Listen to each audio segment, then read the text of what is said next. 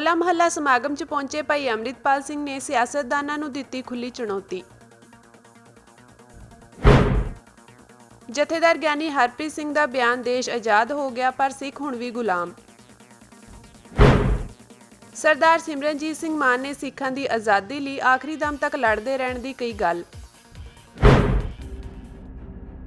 ਸ਼੍ਰੀ ਅਨੰਦਪੁਰ ਸਾਹਿਬ ਵਿੱਚ ਹੋਲਾ ਮਹੱਲਾ ਦੇ ਸਮਾਗਮ ਵਿੱਚ ਸ਼ਿਰਕਤ ਕਰਨ ਪਹੁੰਚੇ ਭਾਈ ਅੰਮ੍ਰਿਤਪਾਲ ਸਿੰਘ ਪੰਜਾਬ ਦੇ ਸਿਆਸਤਦਾਨਾਂ ਤੇ ਬਿਆਨ ਦਿੰਦੇ ਨਜ਼ਰ ਆਏ। ਉਹਨਾਂ ਨੇ ਮੌਜੂਦਾ ਬਜਟ ਇਜਲਾਸ ਵਿੱਚ ਆਪਣੇ ਖਿਲਾਫ ਕਾਰਵਾਈ ਦੀ ਮੰਗ ਕਰਨ ਵਾਲਿਆਂ ਨੂੰ ਜਵਾਬ ਦਿੰਦੇ ਹੋਏ ਕਿਹਾ ਕਿ ਇਜਲਾਸ ਬਜਟ ਦਾ ਹੈ ਅਤੇ ਜੱਪੀ ਮੇਰਾ ਨਾ ਜਾਂਦੇ ਹਨ। ਵਾਰਿਸ ਪੰਜਾਬ ਦੇ ਮੁਖੀ ਭਾਈ ਅੰਮ੍ਰਿਤਪਾਲ ਸਿੰਘ ਨੇ ਪੰਜਾਬ ਦੇ ਸਿਆਸਤਦਾਨਾਂ ਨੂੰ ਆਪਣੇ ਖਿਲਾਫ ਕਾਰਵਾਈ ਦੀ ਖੁੱਲੀ ਚੁਣੌਤੀ ਦੇ ਦਿੱਤੀ ਹੈ। ਵਾਰਿਸ ਪੰਜਾਬ ਦੇ ਮੁਖੀ ਭਾਈ ਅੰਮ੍ਰਿਤਪਾਲ ਸਿੰਘ ਨੇ ਕਿਹਾ ਕਿ ਮੌਤ ਤੋਂ ਖਾਲਸਾ ਨਹੀਂ ਡਰਦਾ ਹੈ। ਉਹਨਾਂ ਕਿਹਾ ਮੈਨੂੰ ਫੜਨ ਅਤੇ ਮੇਰੇ ਐਨਕਾਊਂਟਰ ਦੀ ਗੱਲ ਕਰਦੇ ਹਨ। ਪਹਿਲਾਂ ਹੀ ਸਰਕਾਰ ਨੇ 2 ਲੱਖ ਸਿੱਖਾਂ ਦਾ ਐਨਕਾਊਂਟਰ ਕੀਤਾ ਹੈ, ਇਸ ਲਈ ਸਾਨੂੰ ਕੋਈ ਫਰਕ ਨਹੀਂ ਪੈਂਦਾ। ਅੰਮ੍ਰਿਤਪਾਲ ਸਿੰਘ ਨੇ ਕਿਹਾ ਕਿ ਜਿਹੜੇ ਮੇਰੀ ਗ੍ਰਿਫਤਾਰੀ ਦੀ ਮੰਗ ਕਰ ਰਹੇ ਹਨ ਉਹਨਾਂ ਦੇ ਇਲਾਕੇ ਵਿੱਚ ਹੀ ਖੜਾ ਹਾਂ, ਜ਼ਰਾ ਦੱਸਣ ਉਹਨਾਂ ਨੇ ਨਸ਼ਾ ਖਤਮ ਕਰਨ ਦੇ ਲਈ ਕੀ ਕੁਝ ਕੀਤਾ ਹੈ। ਵਾਰਿਸ ਪੰਜਾਬ ਦੇ ਮੁਖੀ ਨੇ ਕਿਹਾ ਕਿ ਨੌਜਵਾਨ ਨਸ਼ਾ ਛੱਡਣ ਅਤੇ ਧਰਮ ਯੁੱਧ ਵਿੱਚ ਆਉਣ, ਇਸ ਵਿੱਚ ਉਹ ਸੂਰਮੇ ਦੀ ਮੌਤ ਮਰਨਗੇ। ਜਿਸ ਨੂੰ ਮਰਨ ਦਾ ਚਾਹ ਹੈ ਉਹੀ ਆਉਣ, ਜੋ ਡਰਦੇ ਹਨ ਉਹਨਾਂ ਦੀ ਜ਼ਰੂਰਤ ਨਹੀਂ ਹੈ। ਦੱਸ ਦਈਏ ਕਿ ਵਿਧਾਨ ਸਭਾ ਦੇ ਅੰਦਰ ਭਾਈ ਅੰਮ੍ਰਿਤਪਾਲ ਸਿੰਘ ਦੀ ਗ੍ਰਿਫਤਾਰੀ ਦੀ ਮੰਗ ਉੱਠੀ ਸੀ। मैं कहना भी देखो पंजाब विधान सभा लाउंदे कातों ने जे तो मेरी गिरफ्तारी करके ला रहे हैं तो फिर उसका नाम बदल देन ते जे लोगों के मुद्दे जिन्होंने लोगों ने वोट पाई है शर्म करन थोड़ी बहुत जिन्होंने तुहानू कुर्सियां ते बिठाया है उन्होंने मुद्दे छड्ड के तुसीं जिहड़े नशे बंद कराउण दा मुद्दा चुक्किया पंजाब दा सभा किस ਇੱਥੇ ਇਸ ਇਲਾਕੇ ਦੇ ਵਿੱਚ ਚਿੱਟਾ ਸ਼ਰਿਆਮ ਵੇਚ ਰਿਹਾ ਤੇ ਜਿਹੜੇ ਬੰਦੇ ਦੇ ਇਲਾਕੇ ਚਿੱਟਾ ਵੇਚ ਰਿਹਾ ਉਹ ਵਿਧਾਨ ਸਭਾ ਜਾ ਕੇ ਮੇਰੀ ਗ੍ਰਿਫਤਾਰੀ ਦੀ ਮੰਗ ਕਰ ਰਿਹਾ। ਉਹਨੂੰ ਆਪ ਗ੍ਰਿਫਤਾਰੀ ਦੇ ਦੇਣੀ ਚਾਹੀਦੀ ਹੈ ਕਿ ਮੈਂ ਚਿੱਟਾ ਨਹੀਂ ਕੰਟਰੋਲ ਕਰ ਸਕਿਆ ਤੇ ਧੀਆਂ ਪੁੱਤ ਮਾਰੇ ਨੇ ਲੋਕਾਂ ਨੇ। ਤੇ ਜੇ ਉਹਨੂੰ ਆਉਣਾ ਚਾਹੀਦਾ, ਅੱਜ ਮੈਂ ਕਹਿੰਦਾ ਇੱਥੇ ਆ ਕੇ ਵੇਖਿਆ ਵੀ ਸੰਗਤਾਂ ਨੂੰ ਮੁੱਲ ਲਿਆਂਦਾ ਸੀ ਤੁਹਾਡੀ ਰੈਲੀਆਂ। ਸੋ ਇਸ ਕਰਕੇ ਵਿਧਾਨ ਸਭਾ ਦਾ ਕੰਮ ਕਰੇ, ਆਪੋਜੀਸ਼ਨ ਵਾਲਾ ਕੰਮ ਕਰੇ। ਜੋ ਪੰਜਾਬ ਦੇ ਮਸਲੇ ਨੇ, ਪਾਣੀਆਂ ਦਾ ਮਸਲਾ ਕੋਈ ਗੱਲ ਨਹੀਂ ਕਰ ਰਿਹਾ ਇੱਥੇ, ਇੱਕ ਅੱਧਾ ਬੰਦਾ ਕੋਈ ਗੱਲ ਕਰਦਾ ਉਹਦੀ ਕੋਈ ਸੁਣਦਾ ਨਹੀਂ, ਚੀਕ ਝਾੜਾ ਪਾ ਕੇ ਬਹਿ ਜਾਂਦੇ ਨੇ। ਸੋ ਮੈਨੂੰ ਐ ਲੱਗਦਾ ਵੀ ਜਿਹੜੀ ਕੁੱਕੜ ਖੇ ਉਡਾ ਰਹੇ ਨੇ ਉੱਥੇ ਨਹੀਂ ਚਾਹੀਦੀ, ਬੰਦਿਆਂ ਵਾਂਗੂ ਤੀਰਾ ਕੀ ਕਰਦੇ ਨੇ। ਹਥਿਆਰ ਕੈਂਸਲ ਕਰਨ ਦੇ ਮਾਮਲੇ 'ਚ ਕੀ ਕੋਈ ਹਥਿਆਰ ਕੈਂਸਲ ਕਰਨ ਦੇ ਮਾਮਲਾ ਦੇਖੋ, ਸਰਕਾਰਾਂ ਇੱਕ ਪਾਸੇ ਕਹਿ ਰਹੀਆਂ ਸਾਨੂੰ ਖਤਰਾ ਹੈ, ਦੂਜੇ ਪਾਸੇ ਸਾਡੇ ਹਥਿਆਰ ਕੈਂਸਲ ਕਰਕੇ ਸਾਡਾ ਸ਼ਿਕਾਰ ਖੇਡਣ ਦੀ ਤਿਆਰੀ। ਸੋ ਇਸ ਕਰਕੇ ਇਹ ਤੇ ਭੁੱਲ ਜਾਣਾ, ਗੱਲ ਚੰਗੀ ਨਹੀਂ। ਸਿੱਖਾਂ ਨੂੰ ਨਿਹੱਥੇ ਕਰਨਾ ਜਿਹੜਾ ਹੈ ਇਹ ਹਰ ਹਕੂਮਤ ਨੇ ਜ਼ੋਰ ਲਾਇਆ ਹੈ, ਮੁਗਲਾਂ ਨੇ, ਅੰਗਰੇਜ਼ਾਂ ਨੇ, ਹੁਣ ਇਹ ਲਾ ਰਹੀ ਹੈ ਹਕੂਮਤ ਜ਼ੋਰ। ਸਿੱਖਾਂ ਨੂੰ ਨਿਹੱਥੇ ਨਹੀਂ ਕੀਤਾ ਜਾ ਸਕਦਾ। ਹਾਜੇ ਇਹਨਾਂ ਨੂੰ ਇਹ ਚਾਹੀਦਾ ਹੈ ਵੀ ਸਾਰੇ ਲਾਇਸੈਂਸੀ ਹਥਿਆਰ ਨੇ, ਵੀ ਤੁਹਾਡੇ ਕੋਲ ਆਟੋਮੈਟਿਕ ਗੰਨਾਂ ਨੇ, ਸਾਡੇ ਕੋਲ 303 ਕੀ ਹੋ ਜੂਗਾ। ਪਰ ਇਹ ਜਾਣਬੁੱਝ ਕੇ ਚਾਹੁੰਦੇ ਨੇ ਜਿਹੜੇ ਡਰੱਗ ਦੇ ਵੱਡੇ ਵੱਡੇ ਕਾਰੋਬਾਰੀ ਨੇ ਜਿਨ੍ਹਾਂ ਦੇ ਧੰਦੇ ਬੰਦ ਹੋ ਰਹੇ ਆ, ਉਹ ਸਾਡੀ ਜਾਨ ਦੁਸ਼ਮਣ ਬਣੇ ਤੇ ਇਹਨਾਂ ਨੂੰ ਇਹ ਵੀ ਇਹਨਾਂ ਕੋਈ ਵੀ ਹਥਿਆਰ ਖੋਈਏ। ਪਰ ਇਹ ਸੰਭਵ ਨਹੀਂ ਹੋਣਾ। ਕੋਈ ਸਰਕਾਰਾਂ ਨੂੰ ਸੋਚ ਸਮਝ ਕੇ ਕੋਈ ਬਿਆਨ ਕਰ ਦੇਣੇ ਚਾਹੀਦੇ। ਮੈਨੂੰ ਇਹ ਲੱਗਦਾ ਮੂਸੇਵਾਲੇ ਦਾ ਕਤਲ ਇਹਨਾਂ ਇਸ ਕਰਕੇ ਕਰਾਤਾ ਸੀ, ਸਿਕਿਉਰਿਟੀ ਵਾਪਸ ਲਈ। ਉਹ ਐਡੀ ਜਿਹੜੀ ਕੌਨਫੀਡੈਂਸ਼ੀਅਲ ਇਨਫੋਰਮੇਸ਼ਨ ਸੀ ਉਹ ਬਾਹਰ ਲੀਕ ਕੀਤੀ, ਉਹਨੂੰ ਸੈਲੀਬ੍ਰੇਟ ਕੀਤਾ। ਜਦੋਂ ਕਤਲ ਹੋ ਗਿਆ ਤੇ ਫਿਰ ਹੱਥ ਧਰ ਕੇ ਬੈਠੇ ਜਿਨ੍ਹਾਂ ਦੇ ਪਾਰਟੀ ਦਾ ਬੰਦਾ ਸੀ ਉਹ ਬੰਦੇ ਅੱਜ ਤੱਕ ਸੜਕਾਂ ਤੇ ਨਹੀਂ ਉਤਰੇ ਵੀ ਉਹਦੇ ਕਾਤਲਾਂ ਨੂੰ ਗ੍ਰਿਫਤਾਰ ਕਰੋ। ਉਹਦਾ ਪਿਓ ਵਿਚਾਰਾ ਧਰਨੇ ਤੇ ਬੈਠਾ। ਇਹਨਾਂ ਨੂੰ ਸ਼ਰਮ ਆਉਣੀ ਚਾਹੀਦੀ ਵੀ ਕਰ ਕੀ ਰਹੇ ਨੇ। ਅਨੰਦਪੁਰ ਸਾਹਿਬ 'ਚ ਜਿਹੜੀ ਮੂਸੇਵਾਲੇ ਦੇ ਪਿਤਾ ਜੀ ਵੱਲੋਂ ਪੰਜਾਬ 'ਚ ਨਾ ਗਵਰਨਰ ਰਾਜ ਦੀ ਮੰਗ ਕੀਤੀ ਗਈ। ਜੋ ਘਟਨਾ ਵਾਪਰੀ ਹੈ, ਪਹਿਲਾਂ ਤਾਂ ਮੈਂ ਦੱਸਦਾ ਵੀ ਆਪਾਂ ਨੂੰ ਫਰਕ ਪਤਾ ਕਰਨਾ ਵੀ ਗੁਲਾਮਾਂ ਦੇ ਨਾਲ ਜਦੋਂ ਕੁਝ ਹੁੰਦਾ ਹੈ, ਜੇ ਨਿਹੰਗ ਸਿੰਘ ਨੇ ਕੋਈ ਬੰਦਾ ਵੱਢ ਜਾਂਦਾ ਤੁਹਾਡਾ ਕੀ ਮੀਡੀਆ ਦਾ ਰੋਲ ਹੁੰਦਾ। ਉੱਥੇ ਬੜੀਆਂ ਬੜੀਆਂ ਸਟੋਰੀਆਂ ਹੋਣੀਆਂ ਸੀ, ਉੱਥੇ ਚੀਕ ਝਾੜੇ ਪੈਣੇ ਸੀ, ਡਿਬੇਟਾਂ ਚੱਲਣੀਆਂ ਸੀ, ਪੰਜਾਬ ਦੀ ਸ਼ਾਂਤੀ ਭੰਗ ਹੋ ਗਈ, ਇਹੋ ਜਿਹੇ ਰੌਲੇ ਪੈਣੇ ਸੀ। ਹੁਣ ਤੁਸੀਂ ਦੱਸੋ ਕਿਸੇ ਬੰਦੇ ਨੇ ਇੱਕ ਵੀ ਗੱਲ ਕਹੀ ਪੰਜਾਬ ਦੀ ਸ਼ਾਂਤੀ ਭੰਗ ਹੋ ਗਈ? ਨਿਹੰਗ ਸਿੰਘ ਬਾਣੇ 'ਚ ਸੀ, ਉਹਨੂੰ ਕਿੱਦਾਂ ਬੇਰਹਿਮੀ ਨਾਲ ਕਤਲ ਕੀਤਾ ਗਿਆ, ਵੀਡੀਓ ਆ ਗਈਆਂ, ਪਰ ਕਿਸੇ ਦੀ ਸ਼ਾਂਤੀ ਭੰਗ ਨਹੀਂ ਹੋਈ। ਨੌਜਵਾਨ ਸਿੱਖ ਨੌਜਵਾਨ ਕਿਸੇ ਨੂੰ ਮਰਿਆਦਾ ਤੋਂ ਵੀ ਰੋਕ ਦੇਵੇ ਨਾ ਵੀ ਆ ਮਰਿਆਦਾ ਦਾ ਘਾਣ ਨਾ ਕਰੋ ਤੇ ਸ਼ਾਂਤੀ ਭੰਗ ਹੋ ਜਾਂਦੀ ਹੈ। ਅਸੀਂ ਸ਼ਾਂਤਮਈ ਉੱਥੇ ਜਾਈਏ ਮੋਰਚਾ ਲਾਉਣ ਤੇ ਉੱਥੇ ਸਾਡੇ ਤੇ ਡਾਂਗ ਸਾਡੇ ਤੇ ਵਰੇ, ਸਾਡੇ ਤੇ ਐਲੀਗੇਸ਼ਨ ਵੀ ਗੁਰੂ ਦੀ ਓਟ ਆਸਰਾ ਲਿਆ। ਅੱਜ ਵੀ ਤੇ ਗੁਰੂ ਦੀ ਹਜ਼ੂਰੀ 'ਚ ਬੈਠੇ ਆ। ਸੋ ਇਹ ਗੁਰੂ ਦੀ ਹਜ਼ੂਰੀ 'ਚ ਬਾਹਰ ਕਿੱਦਣ ਗਏ ਸੀ ਅਸੀਂ? ਮੈਨੂੰ ਐ ਲੱਗਦਾ ਵੀ ਜੋ ਅਨੰਦਪੁਰ ਸਾਹਿਬ 'ਚ ਵਾਪਰਿਆ ਇਹ ਪ੍ਰਤੱਖ ਹੈ ਵੀ ਸਿੱਖਾਂ ਦੇ ਦੁਸ਼ਮਣ ਜਦੋਂ ਸਿੱਖਾਂ ਦਾ ਕਤਲੇਆਮ ਹੁੰਦਾ ਖੁਸ਼ੀ ਮਨਾਉਂਦੇ ਤੇ ਚੁੱਪ ਕਰਕੇ ਬਹਿ ਜਾਂਦੇ ਆ। ਜਦੋਂ ਸਿੱਖ ਸੰਘਰਸ਼ ਕਰਦੇ ਆਪਣੇ ਅਕਾਲੀ, ਇਹ ਸਾਰਾ ਲੋਂਗਲਾਣਾ ਬਾਹਰ ਆਣ ਕੇ ਸਿੱਖਾਂ ਦਾ ਵਿਰੋਧ ਕਰਦਾ। ਰਾਜਾ ਆਪਣੇ ਕਹਿੰਦਾ ਕਿ ਤੁਹਾਡਾ ਲੀਗਲ ਐਡਵਾਈਜ਼ਰ ਪੀਸੀ ਹੋਟਲ 'ਚ ਠਹਿਰ ਕੇ ਆਈਐਸਆਈ ਨਾਲ ਮੀਟਿੰਗ ਕਰਕੇ ਆਉਂਦਾ। ਲੀਗਲ ਐਡਵਾਈਜ਼ਰ ਉਹ ਕਹਿ ਰਹੇ ਨੇ ਕਿ ਬਿਨਾਂ ਨਾਮ ਲਿਆ ਤਾਂ ਉਹਨਾਂ ਨੇ ਵਿਧਾਨ ਸਭਾ 'ਚ ਗੱਲ ਕਰਨਾ। ਜਿਨ੍ਹਾਂ ਨੇ ਨਾਂ ਲਿਆ ਹੈ ਜੀ ਉਹਨਾਂ ਨੂੰ ਕਹੋ ਵੀ ਤੁਸੀਂ ਲਾਗੇ ਬੈਠੇ ਸੀ ਮੀਟਿੰਗ 'ਚ ਕਹਿ ਦਿੱਤੀ। ਅੱਜ ਕੱਲ ਜੇ ਮੀਟਿੰਗਾਂ ਕਿਸੇ ਨੇ ਕਰਨੀਆਂ ਉਹਨਾਂ ਤੇ ਫੋਨਾਂ ਤੇ ਹੋ ਜਾਂਦੀਆਂ। ਮਤਲਬ ਇਹੋ ਜਿਹੀਆਂ ਨੌਨਸੈਂਸ ਗੱਲਾਂ ਕਰਨੀਆਂ।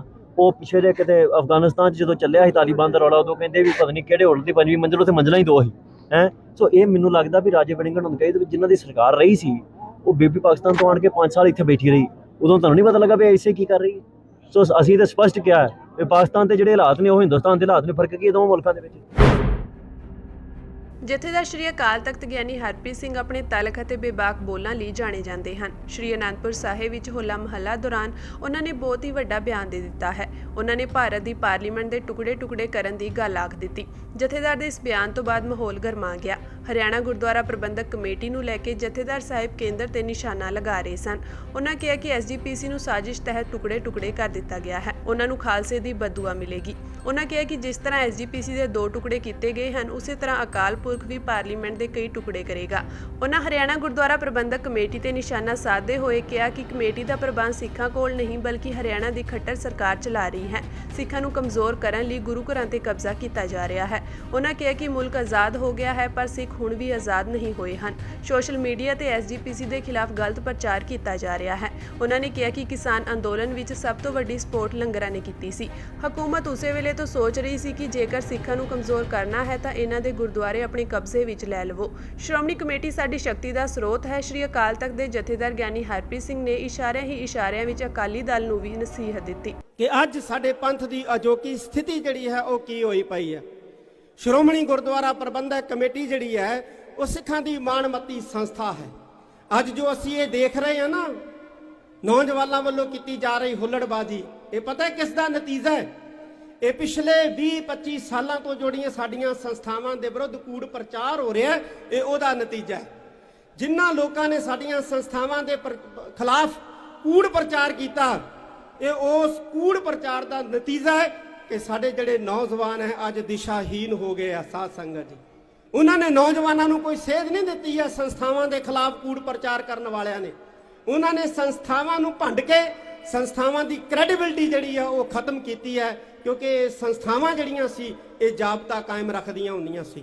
ਚਾਹੇ ਫੌਜ ਹੋਵੇ ਚਾਹੇ ਕੌਮ ਹੋਵੇ, ਜੇ ਅਨੁਸ਼ਾਸਨ ਰਹੇਗਾ ਤੇ ਜਿੱਤ ਹੋਏਗੀ, ਤੇ ਜੇ ਕੌਮ ਦੇ ਵਿੱਚ ਅਨੁਸ਼ਾਸਨ ਨਹੀਂ ਹੈ, ਜੇ ਫੌਜਾਂ ਦੇ ਵਿੱਚ ਅਨੁਸ਼ਾਸਨ ਨਹੀਂ ਹੈ, ਤੇ ਕਦੇ ਵੀ ਫੌਜਾਂ ਜਿਹੜੀਆਂ ਉਹ ਜੰਗ ਨਹੀਂ ਜਿੱਤਦੀਆਂ, ਉਹ ਹਾਰਿਆ ਕਰਦੀਆਂ ਨੇ। ਸਾਧ ਸੰਗਤ ਜੀ, ਇਹ ਗੱਲ ਸਾਨੂੰ ਚੇਤੇ ਰੱਖਣੀ ਚਾਹੀਦੀ। ਇਥੋਂ ਗੱਲ ਚੱਲੀ ਕਿ ਸ਼੍ਰੋਮਣੀ ਗੁਰਦੁਆਰਾ ਪ੍ਰਬੰਧਕ ਕਮੇਟੀ ਨੂੰ ਤੋੜ ਦਿੱਤਾ ਗਿਆ, ਬਿਲਕੁਲ ਤੋੜ ਦਿੱਤਾ ਗਿਆ, ਕਿਉਂਕਿ ਸ਼੍ਰੋਮਣੀ ਗੁਰਦੁਆਰਾ ਪ੍ਰਬੰਧਕ ਕਮੇਟੀ ਕੌਮ ਦੀ ਰੀੜ੍ਹ ਦੀ ਹੱਡੀ ਸੀ।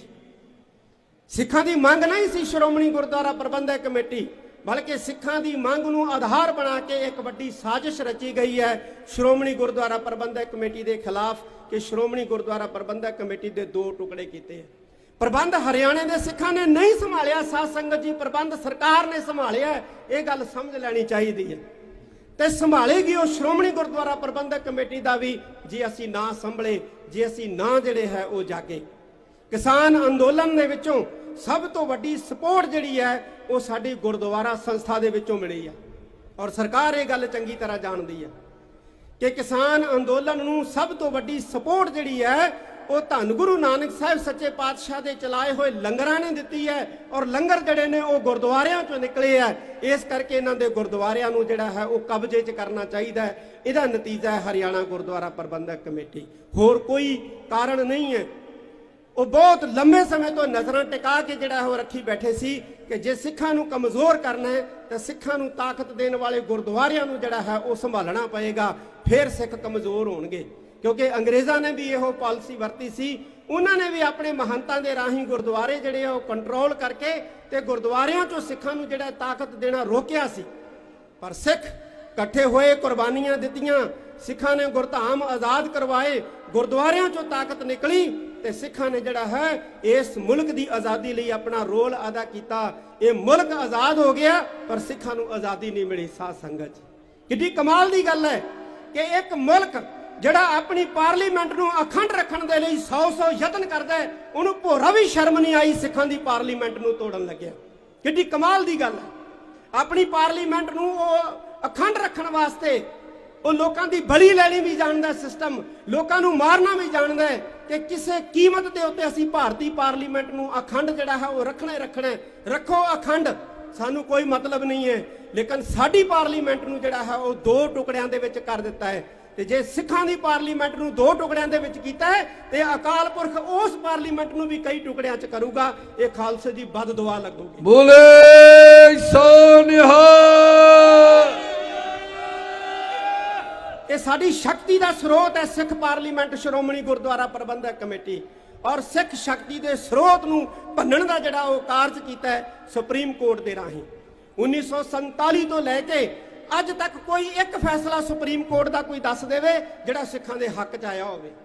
ਇਹਨਾਂ ਇੰਸਟੀਚਿਊਸ਼ਨਾਂ ਨੇ, ਜਿੰਨੇ ਵੀ ਸਰਕਾਰ ਦੇ ਇੰਸਟੀਚਿਊਸ਼ਨ ਹੈ, ਇਹ ਕਦੇ ਵੀ ਸਿੱਖਾਂ ਦੇ ਹੱਕ 'ਚ ਨਹੀਂ ਖੜੇ। ਸਾਧ ਸੰਗਤ ਜੀ, ਬਾਬਾ ਜੀ ਨੇ ਗੱਲ ਕੀਤੀ ਹੈ ਕਿ ਸ਼੍ਰੋਮਣੀ ਅਕਾਲੀ ਦਲ ਨੂੰ ਸੰਘਰਸ਼ ਕਰਨਾ ਪਏਗਾ। ਮੈਂ ਇੱਕ ਗੱਲ ਕਹਿ ਦਿਆਂ ਕਿ ਸ਼੍ਰੋਮਣੀ ਅਕਾਲੀ ਦਲ ਮਜ਼ਦੂਰਾਂ ਤੇ ਕਿਸਾਨਾਂ ਦੀ ਪਾਰਟੀ ਸੀ ਔਰ ਸ਼੍ਰੋਮਣੀ ਅਕਾਲੀ ਦਲ ਨੂੰ ਮਜ਼ਦੂਰਾਂ ਤੇ ਕਿਸਾਨਾਂ ਦੀ ਪਾਰਟੀ ਬਣਾਉਣਾ ਪਏਗਾ। ਇਹ ਸਰਮਾਏਦਾਰਾਂ ਦੀ ਪਾਰਟੀ ਨਹੀਂ ਸੀ, ਇਹ ਕਿਸਾਨਾਂ ਤੇ ਮਜ਼ਦੂਰਾਂ ਦੀ ਪਾਰਟੀ ਸੀ। ਔਰ ਜਿੰਨਾ ਚਿਰ ਸ਼੍ਰੋਮਣੀ ਅਕਾਲੀ ਦਲ ਕਿਸਾਨਾਂ ਮਜ਼ਦੂਰਾਂ ਦੀ ਪਾਰਟੀ ਨਹੀਂ ਬਣਦਾ, ਉਹਨਾਂ ਚਿਰ ਇਹ ਸੰਘਰਸ਼ ਨਹੀਂ ਕਰੇਗਾ। ਔਰ ਜਿੰਨਾ ਚਿਰ ਇਹ ਸੰਘਰਸ਼ ਨਹੀਂ ਕਰੇਗਾ, ਉਹਨਾਂ ਚਿਰ ਜਿੱਤ ਪ੍ਰਾਪਤ ਨਹੀਂ ਹੋਏਗੀ। ਸਾਧ ਸੰਗਤ ਜੀ, ਇਹ ਵੀ ਸਾਨੂੰ ਸੋਚ ਲੈਣਾ ਚਾਹੀਦਾ। ਸ਼੍ਰੀ ਅਨੰਦਪੁਰ ਸਾਹਿਬ ਵਿਖੇ ਹੋਲਾ ਮਹੱਲਾ ਦੇ ਸਮਾਗਮ ਵਿੱਚ ਸ਼ਿਰਕਤ ਕਰਨ ਪਹੁੰਚੇ ਸ਼੍ਰੋਮਣੀ ਅਕਾਲੀ ਦਲ ਅੰਮ੍ਰਿਤਸਰ ਦੇ ਪ੍ਰਧਾਨ ਅਤੇ ਸੰਗਰੂਰ ਤੋਂ ਮੈਂਬਰ ਪਾਰਲੀਮੈਂਟ ਸਰਦਾਰ ਸਿਮਰਨਜੀਤ ਸਿੰਘ ਮਾਨ ਨੇ ਸੰਗਤਾਂ ਨਾਲ ਵਿਚਾਰ ਸਾਂਝੇ ਕੀਤੇ। ਇਸ ਮੌਕੇ ਉਹਨਾਂ ਕਿਹਾ ਕਿ 39 ਸਾਲ ਪਹਿਲਾਂ ਸਿੱਖਾਂ ਦਾ ਕਤਲੇਆਮ ਹੋਇਆ ਸੀ ਤੇ ਹੁਣ ਵੀ ਸਿੱਖਾਂ ਨਾਲ ਅਨਿਆਂ ਕੀਤਾ ਜਾ ਰਿਹਾ ਹੈ। ਸਿੱਖਾਂ ਨੂੰ ਉਦੋਂ ਤੱਕ ਇਨਸਾਫ ਨਹੀਂ ਮਿਲੇਗਾ ਜਦੋਂ ਤੱਕ ਆਜ਼ਾਦੀ ਨਹੀਂ ਮਿਲਦੀ। ਉਹਨਾਂ ਕਿਹਾ ਕਿ ਹੁਣ ਤੱਕ ਅਸੀਂ ਆਜ਼ਾਦੀ ਲਈ ਸੰਘਰਸ਼ ਕਰਦੇ ਆਏ ਹਾਂ ਤੇ ਅੱਗੇ ਵੀ ਕਰਦੇ ਰਹਾਂਗੇ। ਜਦੋਂ ਤੱਕ ਸਿੱਖ ਕੌਮ ਨੂੰ ਆਜ਼ਾਦੀ ਨਹੀਂ ਮਿਲਦੀ, ਅਸੀਂ ਪਿੱਛੇ ਨਹੀਂ ਹਟਾਂਗੇ। ਅੱਜ ਮੈਂ ਪੜ੍ਹਦਾ ਕਿ ਜਿੱਥੇ ਜਿੱਥੇ ਸਿੱਖ ਆਪਣੀ ਆਜ਼ਾਦੀ ਦੀ ਗੱਲ ਕਰਦੇ ਆ, ਉੱਥੇ ਸੈਂਟਰ ਦੀ ਸਰਕਾਰ ਕੈਨੇਡਾ, ਆਸਟ੍ਰੇਲੀਆ, ਬਰਤਾਨੀਆ, ਅਮਰੀਕਾ ਨੂੰ ਸ਼ਿਕਾਇਤਾਂ ਕਰਦੀ ਹੈ ਕਿ ਉੱਥੋਂ ਦੇ ਸਿੱਖ ਆਜ਼ਾਦੀ ਮੰਗਦੇ ਹੈ ਔਰ ਉਹ ਕਾਨੂੰਨ ਦੇ ਅੰਦਰ ਨਹੀਂ ਰਹਿ ਰਹੇ। ਸੋ ਅੱਜ 37 ਤੋਂ ਵੀ 39 ਸਾਲ ਹੋ ਗਏ ਹੈ ਜਿਹੜਾ ਸਾਡੇ ਉੱਤੇ ਹਮਲਾ ਕੀਤਾ। ਤੁਸੀਂ ਤੇ ਆਪਣੀ ਪਾਰਟੀ ਨੇ ਉਹ ਆਪਣੀ ਅਣਖ ਅਜੇ ਤੱਕ ਨਹੀਂ ਛੱਡੀ ਕਿ ਅਸੀਂ ਇਸ ਹਕੂਮਤ ਦੇ ਜੰਗ ਦੇ ਖਿਲਾਫ ਹੁਣ 39 ਸਾਲ ਅਮਨ ਪਸੰਦ ਤਰੀਕੇ ਦੇ ਨਾਲ ਲੜ ਰਹੇ ਹੈ। ਇਹ ਛੋਟੀ ਗੱਲ ਨਹੀਂ ਹੈ। ਸਾਡੇ ਕੋਲੇ ਸਾਡੀ ਪਿੱਠ ਦੇ ਉੱਤੇ ਕੋਈ ਸਰਕਾਰ ਨਹੀਂ ਹੈ, ਸਾਡੇ ਕੋਲੇ ਕੋਈ ਪੈਸਾ ਨਹੀਂ ਹੈ, ਪਰ ਤੁਸੀਂ ਦੇਖੋ, ਤੁਸੀਂ 39 ਸਾਲ ਤੋਂ ਇਸ ਹਕੂਮਤ ਹਿੰਦੁਤਵਾਦੀ ਈਨ ਨਹੀਂ ਮੰਨੀ ਹੈ। ਔਰ ਜੋ ਸੰਤ ਜਰਨੈਲ ਸਿੰਘ ਦੇ ਆਖਰੀ ਸ਼ਬਦ ਸੀਗੇ ਕਿ ਜੇ ਹਿੰਦ ਦੀ ਫੌਜ ਦਰਬਾਰ ਸਾਹਿਬ ਤੇ ਹਮਲਾ ਕਰੂਗੀ ਤਾਂ ਖਾਲਿਸਤਾਨ ਦਾ ਨੀਂਹ ਪੱਥਰ ਰੱਖਿਆ ਜਾਊਗਾ।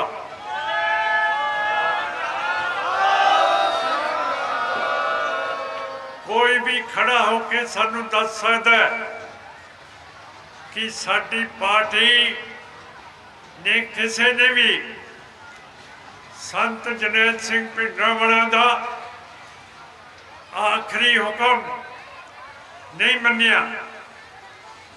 ਪਾਰਟੀ ਨੇ ਅੱਜ ਤੱਕ ਉਹ ਹੁਕਮ ਮੰਨਦਾ ਰਿਹਾ ਹੈ। ਜੇ ਸਾਨੂੰ ਕਾਮਯਾਬੀ ਨਹੀਂ ਮਿਲੀ, ਇਹਦਾ ਮਤਲਬ ਇਹ ਨਹੀਂ ਹੈ ਕਿ ਅਸੀਂ ਆਪਣਾ ਦਮ ਛੱਡ ਗਏ ਹਾਂ, ਆਪਣਾ ਇਰਾਦਾ ਛੱਡ ਗਏ ਹਾਂ। ਅਸੀਂ ਲੱਗੇ ਹੋਏ ਹਾਂ, ਲੱਗੇ ਰਹਾਂਗੇ ਅੰਤਮ ਸਮੇਂ ਤੱਕ, ਜਿੰਨਾ ਚਿਰ ਸਿੱਖਾਂ ਨੂੰ ਆਪਣੀ ਧਰਤੀ, ਆਪਣਾ ਮੁਲਕ ਨਹੀਂ ਬਣ ਜਾਂਦਾ। ਅਜਿਹਾ ਮੁਲਕ ਜਿਹੜਾ Pakistan, Islamic Pakistan, Hindu India, comrade ਚੀਨ ਦੇ ਵਿਚਾਲੇ ਹੋਊਗਾ। ਇਹ ਤਿੰਨ ਮੁਲਕਾਂ ਦੇ ਵਿਚਾਲੇ ਬਫਰ ਸਟੇਟ ਹੋਊਗੀ। ਇਹ ਤਿੰਨ ਮੁਲਕਾਂ ਦੇ ਕੋਲੇ ਪਰਮਾਣੂ ਹਥਿਆਰ ਹੈ। ਇਹਨਾਂ ਤਿੰਨਾਂ ਦੀ ਆਪਸ ਦੇ ਵਿੱਚ ਇੱਟ ਕੁੱਤੇ ਦਾ ਵੈਰ ਹੈ। ਜੇ ਇਹਨਾਂ ਦੀ ਜੰਗ ਛਿੜ ਗਈ ਤੇ ਅਸੀਂ ਪੰਜਾਬੀ ਤੇ ਸਿੱਖ ਲੋਕ ਕਿਉਂ ਕਰਕੇ ਜੰਗ ਸਾਡੀ ਧਰਤੀ ਦੇ ਉੱਤੇ ਹੋਊਗਾ, ਸਾਡੀ ਨਸਲ ਬਿਲਕੁਲ ਖਤਮ ਹੋ ਜੂਗੀ। ਰਾਸ਼ਟਰਪਤੀ ਦ੍ਰੌਪਦੀ ਮੁਰਮੂ ਪੰਜਾਬ ਫੇਰੀ ਮੌਕੇ ਸ਼੍ਰੀ ਅੰਮ੍ਰਿਤਸਰ ਵਿਖੇ ਪਹੁੰਚੇ। ਅੰਮ੍ਰਿਤਸਰ ਵਿਖੇ ਪੰਜਾਬ ਦੇ ਮੁੱਖ ਮੰਤਰੀ ਭਗਵੰਤ ਸਿੰਘ ਮਾਨ ਅਤੇ ਰਾਜਪਾਲ ਬਨਵਾਰੀ ਲਾਲ ਪੁਰੋਹਿਤ ਨੇ ਉਹਨਾਂ ਦਾ ਸਵਾਗਤ ਕੀਤਾ। ਇਸ ਤੋਂ ਬਾਅਦ ਰਾਸ਼ਟਰਪਤੀ ਮੁਰਮੂ ਸ਼੍ਰੀ ਦਰਬਾਰ ਸਾਹਿਬ ਵਿਖੇ ਨਤਮਸਤਕ ਹੋਏ। ਭਾਰਤ ਦੇ ਰਾਸ਼ਟਰਪਤੀ ਦ੍ਰੌਪਦੀ ਮੁਰਮੂ ਨੇ ਅੱਜ ਸੱਚਖੰਡ ਸ਼੍ਰੀ ਹਰਿਮੰਦਰ ਸਾਹਿਬ ਵਿਖੇ ਮੱਥਾ ਟੇਕਿਆ ਅਤੇ ਕੁਝ ਦੇਰ ਗੁਰਬਾਣੀ ਕੀਰਤਨ ਸਰਵਣ ਕੀਤਾ। ਉਹਨਾਂ ਦਾ ਸਵਾਗਤ ਸ਼੍ਰੋਮਣੀ ਕਮੇਟੀ ਪ੍ਰਧਾਨ ਹਰਜਿੰਦਰ ਸਿੰਘ ਧਾਮੀ ਨੇ ਕੀਤਾ। ਸ਼੍ਰੀ ਹਰਿਮੰਦਰ ਸਾਹਿਬ ਫੇਰੀ ਦੌਰਾਨ ਸ਼੍ਰੋਮਣੀ ਗੁਰਦੁਆਰਾ ਪ੍ਰਬੰਧਕ ਕਮੇਟੀ ਦੇ ਪ੍ਰਧਾਨ ਹਰਜਿੰਦਰ ਸਿੰਘ ਧਾਮੀ ਨੇ ਰਾਸ਼ਟਰਪਤੀ ਮੁਰਮੂ ਨੂੰ ਸਨਮਾਨਿਤ ਵੀ ਕੀਤਾ। ਸ਼੍ਰੋਮਣੀ ਕਮੇਟੀ ਦੇ ਪ੍ਰਧਾਨ ਹਰਜਿੰਦਰ ਸਿੰਘ ਧਾਮੀ ਨੇ ਭਾਰਤ ਦੇ ਰਾਸ਼ਟਰਪਤੀ ਦ੍ਰੌਪਦੀ ਮੁਰਮੂ ਜੀ ਨੂੰ 2 ਮੈਮੋਰੈਂਡਮ ਸੌਂਪੇ, ਜਿਸ ਵਿੱਚ ਬੰਦੀ ਸਿੰਘਾਂ ਦੀ ਰਿਹਾਈ ਅਤੇ ਹਰਿਆਣਾ ਸਿੱਖ ਗੁਰਦੁਆਰਾ ਪ੍ਰਬੰਧਕ ਐਕਟ 2014 ਨੂੰ ਰੱਦ ਕਰਨ ਦੀ ਮੰਗ ਕੀਤੀ ਗਈ। ਦੱਸ ਦਈਏ ਕਿ ਰਾਸ਼ਟਰਪਤੀ ਦੀ ਇਹ ਪਹਿਲੀ ਪੰਜਾਬ ਫੇਰੀ ਹੈ। ਖਾਲਸੇ ਦੀ ਚੜ੍ਹਦੀ ਕਲਾ ਤੇ ਸ਼ੂਰਬੀਰਤਾ ਦਾ ਪ੍ਰਤੀਕ ਹੋਲੇ ਮਹੱਲੇ ਦੀਆਂ ਰੌਣਕਾਂ ਜਿੱਥੇ ਗੁਰੂ ਨਗਰੀ ਸ਼੍ਰੀ ਅਨੰਦਪੁਰ ਸਾਹਿਬ ਵਿੱਚ ਦੇਖਣ ਵਾਲੀਆਂ ਸਨ, ਉੱਥੇ ਪੰਜਾਬ ਦੇ ਵੱਖ-ਵੱਖ ਸ਼ਹਿਰਾਂ ਵਿੱਚ ਵੀ ਖਾਲਸੇ ਦਾ ਜਾਹੋ ਜਲਾਲ ਵੇਖਣ ਨੂੰ ਮਿਲਿਆ। ਸੂਬੇ ਦੀ ਰਾਜਧਾਨੀ ਚੰਡੀਗੜ੍ਹ ਤੇ ਮੁਹਾਲੀ ਦੀ ਹੱਦ ਤੇ ਲੱਗੇ ਕੌਮੀ ਇਨਸਾਫ ਮੋਰਚੇ ਵਿੱਚ ਵੀ ਹੋਲੇ ਮਹੱਲੇ ਦੀਆਂ ਰੌਣਕਾਂ ਵੇਖਣ ਨੂੰ ਮਿਲੀਆਂ। YPS ਚੌਂਕ ਲਾਗੇ ਦੁਸ਼ਹਿਰਾ ਮੈਦਾਨ ਵਿੱਚ ਹੋਏ ਸਮਾਗਮ ਵਿੱਚ ਗੁਰੂ ਦੀਆਂ ਲਾਡਲੀਆਂ ਫੌਜਾਂ ਵੱਲੋਂ ਜੰਗੀ ਕਰਤੱਵ ਦਿਖਾਏ ਗਏ ਤੇ ਗੱਤਕੇ ਦਾ ਵੀ ਆਯੋਜਨ ਹੋਇਆ। ਇਸ ਤੋਂ ਪਹਿਲਾਂ ਪੂਰੇ ਜਾਹੋ ਜਲਾਲ ਨਾਲ ਮੁਹੱਲਾ ਕੱਢਿਆ ਗਿਆ। ਸ਼ੁਰੂ ਹੋਏ ਸਮਾਗਮਾਂ ਦੀ ਅੱਜ ਇੱਥੇ ਸਮਾਪਤੀ ਹੋਈ। ਪੰਜਾਬ ਵਿਧਾਨ ਸਭਾ ਦੇ ਬਜਟ ਇਜਲਾਸ ਦਾ ਅੱਜ ਚੌਥਾ ਦਿਨ ਸੀ। ਇਸ ਦੌਰਾਨ ਕਾਨੂੰਨੀ ਵਿਵਸਥਾ ਨੂੰ ਲੈ ਕੇ ਵਿਰੋਧੀਆਂ ਵੱਲੋਂ ਸਰਕਾਰ ਨੂੰ ਘੇਰਿਆ ਗਿਆ, ਜਿਸ ਦੇ ਚੱਲਦਿਆਂ ਸਦਨ 'ਚ ਕਾਰਵਾਈ ਦੌਰਾਨ ਕਾਫੀ ਹੰਗਾਮਾ ਦੇਖਣ ਨੂੰ ਮਿਲਿਆ। ਉੱਥੇ ਹੀ ਦੂਜੇ ਪਾਸੇ ਕਾਂਗਰਸ ਵੱਲੋਂ ਸਿੱਧੂ ਮੂਸੇਵਾਲਾ ਕਤਲकांड ਮਾਮਲੇ ਵਿੱਚ ਪਰਿਵਾਰ ਨੂੰ ਇਨਸਾਫ ਦੇਣ ਦੀ ਮੰਗ ਕੀਤੀ ਜਾ ਰਹੀ ਸੀ। ਕਾਂਗਰਸ ਵੱਲੋਂ ਕਿਹਾ ਜਾ ਰਿਹਾ ਹੈ ਕਿ ਮੂਸੇਵਾਲਾ ਦੇ ਮਾਪਿਆਂ ਨੇ ਬਲਤੇਜ ਪੰਨੂ ਦਾ ਨਾਂ ਲਿਆ ਹੈ ਤਾਂ ਉਸ ਖਿਲਾਫ ਕਾਰਵਾਈ ਕਦੋਂ ਕੀਤੀ ਜਾਵੇਗੀ। ਸਦਨ 'ਚ ਕਾਰਵਾਈ ਦੌਰਾਨ ਵਿਰੋਧੀ ਧਿਰ ਦੇ ਆਗੂ ਨੇ ਬਲਤੇਜ ਪੰਨੂ ਦਾ ਨਾਂ ਲੈ ਕੇ ਕਿਹਾ ਕਿ ਸਿੱਧੂ ਮੂਸੇਵਾਲਾ ਦੀ ਸੁਰੱਖਿਆ ਘਟਾਉਣ ਦੀ ਸੂਚੀ ਨੂੰ ਜਨਤਕ ਕੀਤਾ ਗਿਆ ਸੀ, ਜਿਸ ਸੰਬੰਧੀ ਪ੍ਰਤਾਪ ਬਾਜਵਾ ਨੇ ਕੁਝ ਟਵੀਟ ਵੀ ਦਿਖਾਏ। ਉਹਨਾਂ ਇਹ ਵੀ ਕਿਹਾ ਕਿ ਮੂਸੇਵਾਲਾ ਦੇ ਮਾਪਿਆਂ ਨੇ ਬਲਤੇਜ ਪੰਨੂ ਤੇ ਸੁਰੱਖਿਆ ਕਟੌਤੀ ਬਾਰੇ ਜਾਣਕਾਰੀ ਲੀਕ ਕਰਨ ਦੇ ਇਲਜ਼ਾਮ ਵੀ ਲਗਾਏ ਸਨ। ਸਪੀਕਰ ਸਾਹਿਬ, ਕੱਲ ਸਰਦਾਰ ਬਲਕੌਰ ਸਿੰਘ ਮੂਸੇਵਾਲਾ, ਜਿਨ੍ਹਾਂ ਦਾ ਇੱਕੋ ਇੱਕ ਹੋਣਹਾਰ ਪੁੱਤਰ 29/5/2022 ਨੂੰ ਉਹਦਾ ਕਤਲ ਕੀਤਾ ਗਿਆ ਜੀ, ਉਹ ਦਰ-ਦਰ ਠੋਕਰਾਂ ਖਾਂਦੇ ਫਿਰਦੇ ਨੇ ਔਰ ਕਦੀ ਕਿਤੇ ਪਹੁੰਚਦੇ ਨੇ। ਕੱਲ ਉਹ ਵਿਧਾਨ ਸਭਾ ਆਏ, ਸਾਡੇ ਲੀਡਰ ਆਫ ਆਪੋਜੀਸ਼ਨ ਦੇ ਨੂੰ ਮਿਲੇ। ਉਹਨਾਂ ਨੇ ਬਾਹਰ ਇੱਥੇ ਬੈਠ ਕੇ ਸਦਨ ਦੇ ਬਾਹਰ ਭੁੰਜੇ ਧਰਨਾ ਲਾਇਆ ਕਿ ਮੇਰੇ ਪੁੱਤ ਦਾ ਇਨਸਾਫ ਦੇ ਦਿਓ।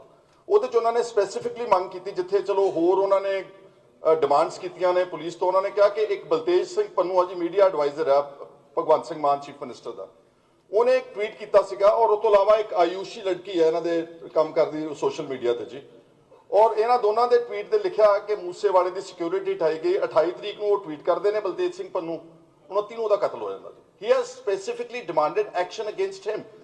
ਤੇ ਜੇ ਜਿਹੜੇ ਬੰਦਿਆਂ ਦੇ ਕਰਕੇ ਉਹਦਾ ਕਤਲ ਹੋਇਆ, ਜੇ ਕਿਸੇ ਨੇ ਪੁੱਛਿਆ ਹੀ ਨਹੀਂ ਅੱਜ ਤੱਕ, ਸਾਲ ਹੋ ਗਿਆ ਉਹਨੂੰ ਬੁਲਾ ਕੇ, ਇਹ ਵੀ ਨਹੀਂ ਪੁੱਛਿਆ, ਇਨਵੈਸਟੀਗੇਟ ਹੀ ਨਹੀਂ ਕੀਤਾ, ਉਹ ਸਟੇਟਮੈਂਟ ਨਹੀਂ ਰਿਕਾਰਡ ਕੀਤੀ। ਔਰ ਕੱਲ ਜਦੋਂ ਪੁੱਛਿਆ ਚਰਨਜੀਤ ਸਿੰਘ, ਜਿਹੜੇ I don't know SSP Mansa ਕੌਣ ਹੈ, ਮੀਡੀਆ ਨੇ ਪੁੱਛਿਆ, ਉਹ ਕਹਿੰਦੇ ਜੇ ਲੋੜ ਪਊਗੀ ਤਾਂ ਅਸੀਂ ਉਹਨਾਂ ਨੂੰ ਸੱਦਾਂਗੇ। ਸਪੀਕਰ ਸਾਹਿਬ, ਉਹਦਾ ਪਿਓ ਇੱਥੇ ਬੈਠਾ ਆਣ ਕੇ ਤੁਹਾਡੀ ਦਰ ਦੇ ਉੱਤੇ, ਔਰ ਪ੍ਰੋਬੇਬਲੀ ਜਿਹੜੇ ਪਵਿੱਤਰ ਮਿਨਿਸਟਰ ਆ ਕੱਲ ਗਏ ਵੀ ਉਹਨਾਂ ਨੂੰ ਮਿਲਣ ਥੱਲੇ ਜੀ, ਤੇ ਉਹਨਾਂ ਨੂੰ ਆਸ਼ਵਾਸਨ ਵੀ ਦੇ ਕੇ ਆਏ ਕਿ ਪੰਜਾਬ ਸਰਕਾਰ, ਕਿ ਤੁਸੀਂ ਔਰ ਪੰਜਾਬ ਸਰਕਾਰ ਇਸ ਬਲਤੇਜ ਸਿੰਘ ਪੰਨੂ, ਇੱਕ ਲੜਕੀ ਆਯੂਸ਼ੀ, ਔਰ ਵੈਸੇ ਤਾਂ ਆਮ ਆਦਮੀ ਪਾਰਟੀ ਦੇ ਆਫੀਸ਼ੀਅਲ ਹੈਂਡਲ ਦੇ ਉੱਤੇ ਭਗਵੰਤ ਸਿੰਘ ਮਾਨ ਦੀ ਫੋਟੋ ਲਾ ਕੇ ਸਿੱਧੂ ਮੂਸੇਵਾਲੇ ਦੀ ਸਿਕਿਉਰਿਟੀ ਦੇ ਵਿਡਰਾਅਲ ਦੇ ਸਾਰਾ ਸ਼ੇਅਰ ਕੀਤਾ। ਔਰ ਇਹਦੇ 'ਚ ਇੱਕ ਸਿੱਧਾ ਕਾਰਨ ਬਣਿਆ, ਅੱਜ ਵਿਡਰਾਅਲ ਦੀ ਸਿਕਿਉਰਿਟੀ, ਕੱਲ ਉਹਨੂੰ ਘੇਰ ਕੇ ਮਾਰ ਦਿੱਤਾ ਜੀ ਸਰ। ਔਰ ਉਹਨਾਂ ਦਾ ਦੁਬਾਰਾ ਇਲਜ਼ਾਮ ਹੈ, ਸਾਰੀ ਦੁਨੀਆ ਨੇ ਕਿਹਾ ਕਿ this is primarily happened because of withdrawal of security sharing on the social media। ਸਿਕਿਉਰਿਟੀਆਂ ਪਹਿਲਾਂ ਬਹੁਤ ਘਟਦੀਆਂ ਵੱਧਦੀਆਂ ਰਹੀਆਂ, ਲੇਕਿਨ ਕਦੀ ਕਿਸੇ ਨੇ ਸੋਸ਼ਲ ਮੀਡੀਆ ਤੇ ਇਹ ਡਿਟੇਲਸ ਨਹੀਂ ਸ਼ੇਅਰ ਕੀਤੀਆਂ ਜੀ। ਹੁਣ ਖਮਿਆਜ਼ਾ ਉਹਦਾ ਉਹ ਪਰਿਵਾਰ ਭੁਗਤ ਰਿਹਾ। ਇੱਕ ਮਿੰਟ ਅੱਖਾਂ ਬੰਦ ਕਰਕੇ ਸੋਚੋ ਸਪੀਕਰ ਸਾਹਿਬ, ਫਰਜ਼ ਕਰੋ ਕਿਸੇ ਆਪਣੇ ਚੋਂ ਕਿਸੇ ਦਾ ਇਹ ਹੋਇਆ ਹੁੰਦਾ ਤਾਂ ਆਪਾਂ ਉਹਨੂੰ ਕਿੱਦਾਂ ਡੀਲ ਕਰਦੇ ਜੀ? ਕੀ ਇਨਸਾਫ ਦਿਵਾਓਗੇ ਜੀ ਤੁਸੀਂ? ਸ਼੍ਰੋਮਣੀ ਅਕਾਲੀ ਦਲ ਨੇ ਪੰਜਾਬ ਦੇ ਰਾਜਪਾਲ ਬਨਵਾਰੀ ਲਾਲ ਪੁਰੋਹਿਤ ਨੂੰ ਅਪੀਲ ਕੀਤੀ ਹੈ ਕਿ ਕਾਨੂੰਨ ਵਿਵਸਥਾ ਕਾਇਮ ਰੱਖਣ ਵਿੱਚ ਬੁਰੀ ਤਰ੍ਹਾਂ ਨਾਕਾਮ ਰਹਿਣ ਤੇ ਭਗਵੰਤ ਮਾਨ ਸਰਕਾਰ ਨੂੰ ਤੁਰੰਤ ਬਰਖਾਸਤ ਕੀਤਾ ਜਾਵੇ। ਪਾਰਟੀ ਨੇ ਆਪ ਸਰਕਾਰ ਤੇ ਭ੍ਰਿਸ਼ਟਾਚਾਰ ਵਿੱਚ ਗਲਤਾਨਣ ਦੇ ਦੋਸ਼ ਲਾਉਂਦਿਆਂ ਕਿਹਾ ਕਿ ਸ਼ਰਾਬ ਤੇ ਰੇਤ ਨੀਤੀ ਬਣਾਉਣ ਵਿੱਚ ਸੈਂਕੜੇ ਕਰੋੜ ਰੁਪਏ ਦਾ ਘੁਟਾਲਾ ਹੋਇਆ ਸੀ। ਪਾਰਟੀ ਨੇ ਸਰਕਾਰ ਤੇ ਮੀਡੀਆ ਦੀ ਆਵਾਜ਼ ਦਬਾਉਣ ਦੇ ਵੀ ਦੋਸ਼ ਲਗਾਏ ਹਨ। ਬਾਦਲ ਨੇ ਮੀਡੀਆ ਨਾਲ ਗੱਲਬਾਤ ਕਰਦਿਆਂ ਪ੍ਰਸਿੱਧ ਗਾਇਕ ਸਿੱਧੂ ਮੂਸੇਵਾਲਾ ਦੇ ਕਤਲ ਦੀ CBI ਜਾਂਚ ਦੀ ਮੰਗ ਕੀਤੀ ਹੈ। ਉਹਨਾਂ ਕਿਹਾ ਕਿ ਮੁੱਖ ਮੰਤਰੀ ਭਗਵੰਤ ਮਾਨ ਮੂਸੇਵਾਲਾ ਦੇ ਕਤਲ ਲਈ ਸਿੱਧੇ ਤੌਰ ਤੇ ਜ਼ਿੰਮੇਵਾਰ ਹਨ। ਉਹਨਾਂ ਕਿਹਾ ਕਿ ਜੇਕਰ ਮੁੱਖ ਮੰਤਰੀ ਨੇ ਸੋਸ਼ਲ ਮੀਡੀਆ ਤੇ ਪੋਸਟਾਂ ਪਾ ਕੇ ਮੂਸੇਵਾਲਾ ਦੀ ਸੁਰੱਖਿਆ ਵਾਪਸ ਲੈਣ ਲਈ ਸ਼ੇਖੀਆਂ ਨਾ ਮਾਰੀਆਂ ਹੁੰਦੀਆਂ ਤਾਂ ਸ਼ਾਇਦ ਅੱਜ ਗਾਇਕ ਸਾਡੇ ਵਿੱਚ ਜਿਉਂਦਾ ਹੁੰਦਾ। ਉਹਨਾਂ ਕਿਹਾ ਕਿ ਇਸ ਲਈ ਕੇਸ ਦੀ ਸੱਚਾਈ ਬਾਹਰ ਲਿਆਉਣ ਵਾਸਤੇ CBI ਜਾਂਚ ਬਹੁਤ ਜ਼ਰੂਰੀ ਹੈ।